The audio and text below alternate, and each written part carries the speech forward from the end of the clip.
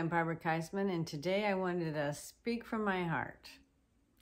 It's been 15 years since I've been divorced, and I want to tell you all that the Lord has done for me. You know, I wrote this book, Divorced Yet Not Forsaken, and I wrote it 8 years ago, and I didn't really want to write it. I was so embarrassed. I was still experiencing shame from my divorce because I was a Christian who tried her best to make her marriage work and was unable to do it. And I ended up divorced. And I thought to myself, gosh, I have nothing to say to anybody because I failed. I failed in my marriage. And you know, as Christians, we believe in marriages. We believe that God hates divorce. I mean, that's what we're told. God hates divorce. And so I did everything I could to avoid it, but was unable to avoid it. And afterwards, I felt shame. But you know, I also was in such a vulnerable place because I had been married for 34 years before I got divorced. And you get used to somebody. You get used to relying upon another person.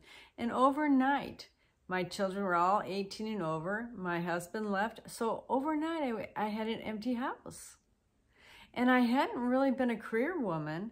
I had worked, but I hadn't been a career woman. So I really didn't have that, you know, financial strength that I could lean on or trust in. I was so vulnerable at that point. And I remember crying out to God and saying, God, you know, I was in such pain. I says, God, turn this garbage of my life into something beautiful. Use it for your glory. Use it for your glory. And Father, I also know that if you don't give me another life, because my life has disappeared overnight, I'm going to find one and it may not be good. I knew I was just as vulnerable as anybody else who gets divorced. You go out and you act out. You act out of your hurts and your wounds. And you try and prove to everybody that you're still worth something, that you're still beautiful or whatever it is that you're trying to prove, that you're still worth something. So I knew if the Lord, and even though I was a firm believer, I'm still flesh. I'm still flesh and blood, and I knew my vulnerabilities. And so I asked, Lord, you've got to give me another life. My life has just disappeared. I need another life. And he did. And you know, the title of this book, for Divorced But Yet Not Forsaken, is no accident. Because right from the get-go, God told me, I didn't divorce you. And when he spoke those words to me, it just like, oh, I know that you hate divorce, but thank you. Thank you that you don't hate me. Even though I'm flawed, even though I have anger issues at this point, even though I'm a total emotional mess, thank you for telling me you didn't divorce me, that you're still there with me. And I can tell you, after 15 years divorced, this has been 15 years, God has been true. God has been faithful. I have lost nothing of value. My children are all doing well. I have 7 grandchildren, and even my relationship with my ex, Tony, is there because he's family. He's always been family. And you know what? I didn't want to ever kick him out of our family because he's my children's father. And you know what I found out? It took years for us to be decent to each other because, trust me, after a divorce, you have anger issues towards that other person. But because I was a Christian and because I wanted God's outcome, I tried to control those anger issues so that my kids could still have a family life. Family was so incredibly important to me. And you know what? I've decided, and I don't know if this is true or not, but this is what I believe, that you may not be able to stop your divorce as a Christian, but you can still choose to have a godly perspective. You can still choose to act in a godly manner. And then trust God to bring the outcome that you desired. And my outcome was always the most precious thing to me was my family. That was most precious. It wasn't the finances, it was my family. And God has been so faithful in that manner. My kids, 9 months after we got divorced, 2 of them got married. And I'm like, oh my gosh, they're not even afraid of marriage. Why shouldn't they be afraid of marriage? But they weren't. And you know what's the best part about this all? Each of my children married people of character. Their marriages, I mean, every marriage is tough, but they've got good marriages. They have good family lives. And for that, I am so grateful.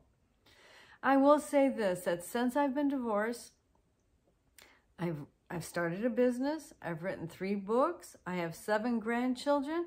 I never lost the house.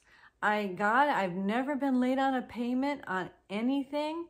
I'm not rich, not by any stretch of the imagination, but God has provided for me every step of the way. And Tony's helped me along the way, different places. He's helped with car repairs. So he never really, even though he divorced me, he was always there when I really needed him. And you know, I never felt like I was supposed to date because, I mean, if God brought me somebody, I would have dated, but he never did. Instead, he gave me other relationships that were healthy and family relationships, friend relationships, so I wasn't so lonely. And he gave me purpose. He never took my purpose away. I always had the purpose that he had always designed for me. That still stands. But in the meantime, this journey I've been on, oh my gosh, I have experienced God's new name. In my life, he is the great sustainer. He has sustained all that was important to me, all that I held so high. He sustained it. He sustained my health, my finances, my family. He sustained my purpose. I have lost really nothing. I have gained strength and I have gained experiences in what the Lord can do for me. And you know what? I know he'll do the same for you. I'm not special. I just decided to continue to do the principles of God after my divorce. So many times we get this disappointment and we're like, oh, God didn't save my marriage. I'm just going my own way. That's not the answer. We need to stick with God and trust that his outcomes will be performed as we hang tight with him.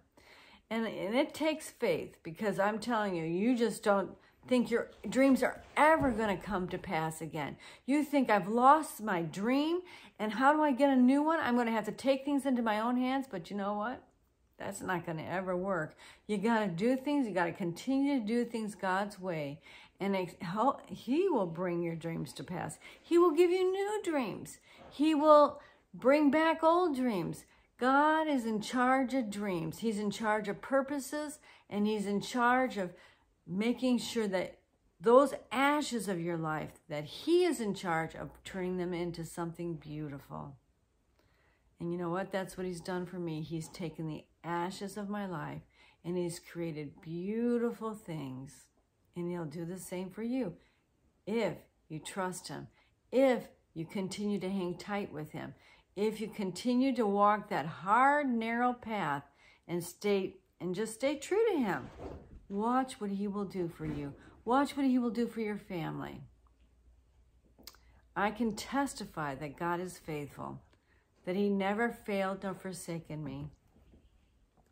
And oh my gosh, I'm so grateful. I'm Barb Keisman, and you've been listening to Dare to Dream Once More.